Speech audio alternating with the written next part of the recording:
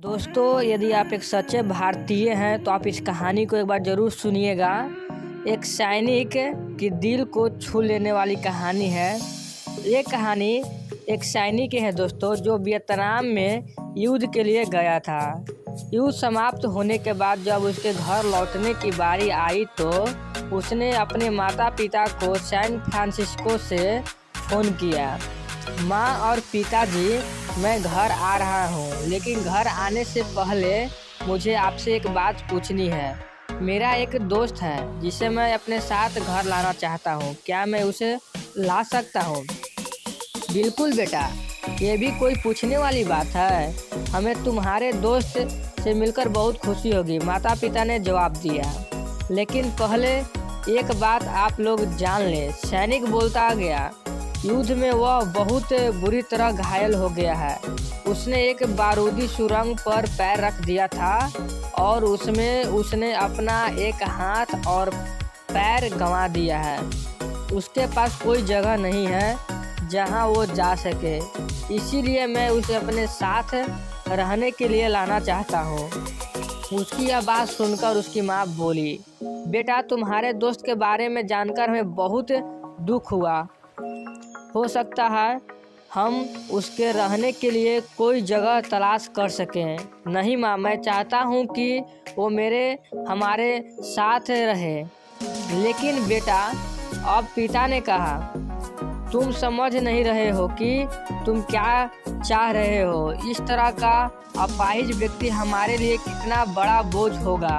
हमारी अपनी ज़िंदगी है जीने के लिए, और हम नहीं चाहते हैं कि इस तरह की कोई भी परिस्थिति हमारी ज़िंदगी में दखल दे। मेरे हिसाब से तुम्हें अकेले घर लाना चाहिए और अपने दोस्त को वहीं छोड़ देना चाहिए। वह अपनी ज़िंदगी जीने के लिए कोई ना कोई रास्ता निकाल ही लेगा। सुनकर उस सैनिक ने फ़ोन रख दिया।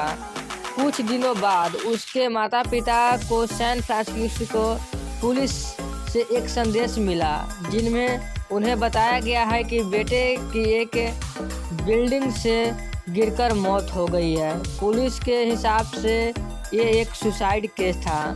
दुखी माता पिता ने तुरंत ही सैन फ्रांसिस्को के लिए फ़्लाइट बुक कराई और वहां पहुंच गए। वहां उन्होंने शहर के मुर्दा घर ले जाया गया ताकि वो अपने बेटे की पहचान कर सकें। उन्होंने उसकी पहचान कर ली, किंतु ये देखकर उनकी कंपनी छूटी गई कि उनके बेटे का बस एक हाथ और एक पैर था।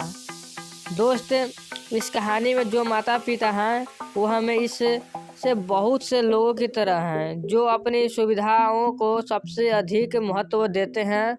वे उन लोगों को से प्यार करना चाहेंगे या रहना या समय बिताना चाहते हैं जो दिखाने में अच्छे हैं, स्वस्थ हैं, या फिर जिसके साथ रहकर उन्हें मज़ा आता है। वे ऐसे लोग को पसंद नहीं करते हैं जो देखने में स्वस्थ, सुंदर या स्मार्ट नहीं है, या जिनके साथ वे मज़ा नहीं कर पाते हैं, या जो किसी भी रूप में उनके लिए असुविधाजनक है। वे ऐसे लोग से दूरी बनाकर रखते हैं, लेकिन कभी-कभी उनके इसी व्यवहार के कारण उनके सामने ऐसी परिस्थितियां उत्पन्न हो जाती है जब उन्हें पछताना पड़ता है। आइए, लोगों को वे जैसे हैं वैसे ही अपनाइए और ज़रूरत पड़ने पर उनकी मदद करें। दोस्तों, कैसा स्टोरी लगा आप ज़रूर कमेंट बॉक्स में बताइएगा। यह बहुत ही मज़ेदार था। सब्सक्राइब करना ना भूलें दोस्तों। तो चलिए दोस्तों, आज के लिए इतना ही काफ़ी है। धन्यवाद है।